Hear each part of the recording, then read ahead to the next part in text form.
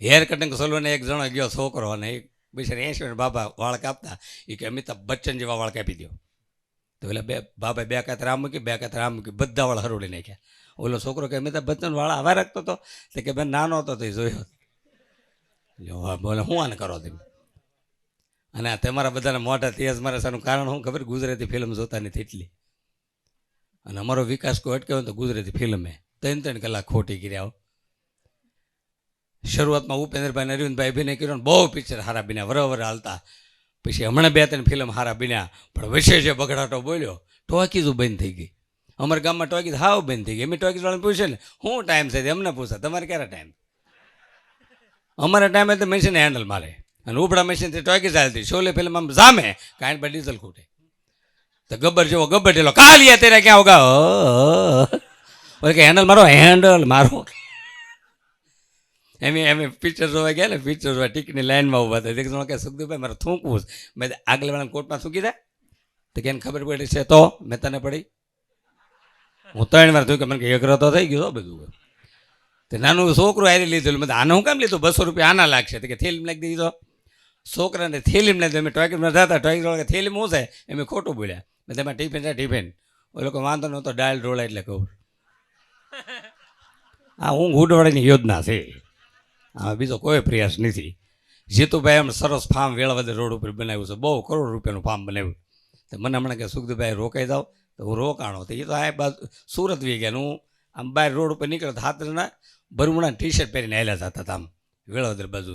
તો મેં એક ભાઈને પૂછ્યું, બધા આ લોકો કોણ જાય છે? તો કે લોકો બહુ સુખી માણસો છે ને, શરીરમાં રાખવા માટે આ ફરવા આવ્યા છે, ને થોડુંક મોર્નિંગ વોક કરે. તમે હાલો ને, આપણે દુઃખી હોય પણ આપણે હેલવી, અને ક્યાં ખબર આપણે લુકે સીવીએ.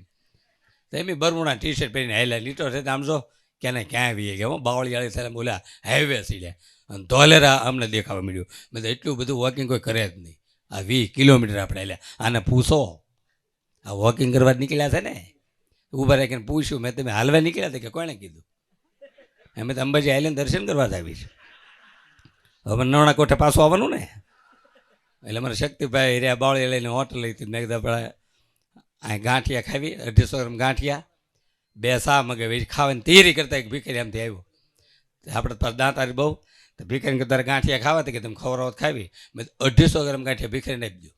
250 ભીખારી ખાઈ ગયો, 250 અમે ખાઈ ગયા. હોડકાર ખાઈને ઊભા થયા. પછી અમને ખબર પડી અમે બરમુડા ટી-શર્ટ પહેરેલા, પૈસા જ નહીં. આમ નામ કહેતા ભીખારી ઓળખી ગયા નથી. મેં હવે આબરૂ જ આવે.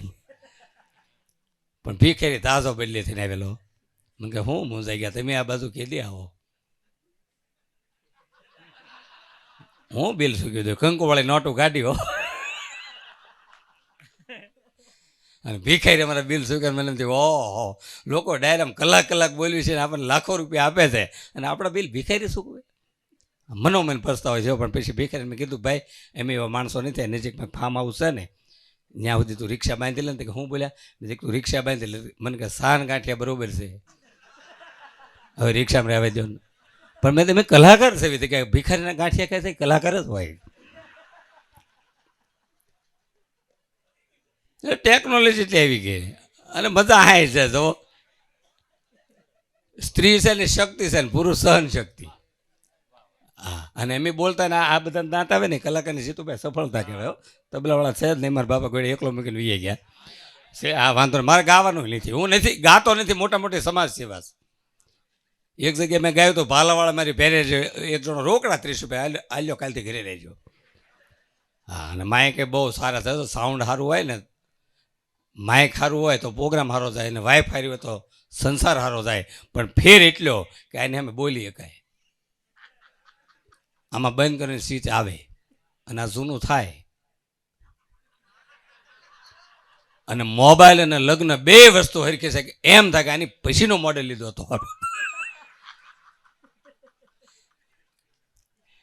એટલે અત્યારે તમને દાંત કહેતા બહુ અઘરા છે. પણ આ દેશે તમસા દીકુબા મારે ઘણી વાર કહે ને કે દેશે તમસા ગમે ત્યારે ફૂટે.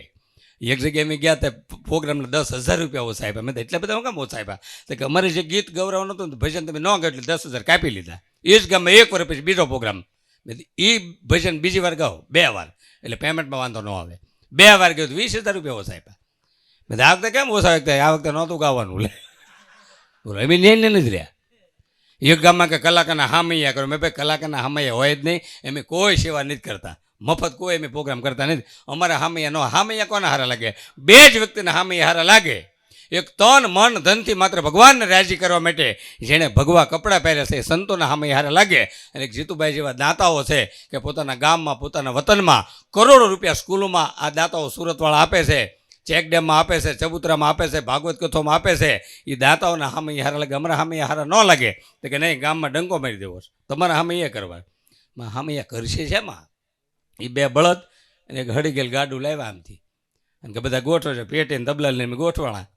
એ ગાડું હળવે હળવે સ્પીડ પકડીને જેવું સ્ટેજ પર આવ્યું કે સરપંચે જોટામાં ભડાકો કર્યો, તો બળી ત્યાં ભળી ગયા. તો એલો ગાડું આમ તો હેઠો ઉતરી ગયો, બળદ વાડીને એવાયા. અમને બધાને લઈને વાળી ગયો, એક જણો રસકો વાટે ને એક જણો પાણી પાય. ખબર પાણી નથી મફતમાં મળતા, એના ઋણ ચૂકવવા પડતા. સંતરે સાહેબ, આ દેશમાં બે વ્યક્તિનું ઋણ રાષ્ટ્ર ક્યારેય નહીં ચૂકે. કે બે મહાન વ્યક્તિ થઈ ગયા કે આજે પણ બે મહાન વ્યક્તિઓ આપણને સાંભળે છે. એક ભાવનગરના મહારાજા કૃષ્ણકુમારસિંહજી, અને રાજકીય લેવલે જો કોઈ પુરુષ હોય તો લોખંડી પુરુષ સરદાર વલ્લભભાઈ પટેલનું ઋણ આ દેશ ક્યારેય નહીં ચૂકે. વિચાર તમે કરો કે અઘરામ અઘરા કામ જો કોઈને આપ્યા હોય. આઝાદી મળી પછી જૂનાગઢનો પ્રશ્ન હલ થયો, હૈદરાબાદનો પ્રશ્ન હલ થયો, તામિલનાડુનો પ્રશ્ન હલ થયો, રજવાડાનું વિલીનીકરણ કર્યું, અને સાહેબ મીટિંગ ઉપર મીટિંગ કરીને થાક્યા હતા. સરદાર પટેલ પહેલી વાર થાક્યા. 13 મહિનામાં તો બધું આઝાદી પછી કરી દીધું ભેળું, અને પહેલી વાર સરદાર વલ્લભભાઈ પટેલ થાકીને હુતા છે. અને જવાહરલાલ નહેરુને ગાંધીજીએ કીધું કે સરદાર ક્યાં છે? કે કેમ? તો કે આઝાદી મળ્યા પછી છેલ્લી મિટિંગ છે, એમાં સરદાર સિવાય કામ પતે એમ નથી, અને એને જગાડો. તો કે શું છે? તો કે હવે ગોવાનો પ્રશ્ન રહ્યો છે, પોર્ટુગલના કબજામાં ગોવા છે, ભારતમાં ભેળવાનું છે, અને એની છેલ્લી મિટિંગ છે. અને જવાહરલાલ નહેરુ સરદાર વલ્લભભાઈ પટેલને જગાડવા ગયા, અને કે જાગો. તો કે કેમ? તો કે ગોવાવાળો જે પ્રશ્ન છે એની છેલ્લી મિટિંગ છે, તે દેશના લોખંડી પુરુષ સરદાર વલ્લભભાઈ પટેલ થોડીક આંખ ઊંચી કરીને એટલું બોલ્યા હતા કે ખાલી ચર્ચાઓ જ કરવાની છે કે ભેળવવાનું છે? જો ભેળવવાનું હોય તો જ મને જગાડજો, અને હું જાગીશ તો ભેળવી દઈશ. સરદાર, વિચાર કરો તમે. એના સ્ટેચ્યુ ઓફ યુનિટી આખા હોનાના બને ને તો એનું ઋણ ન ચૂકવાય.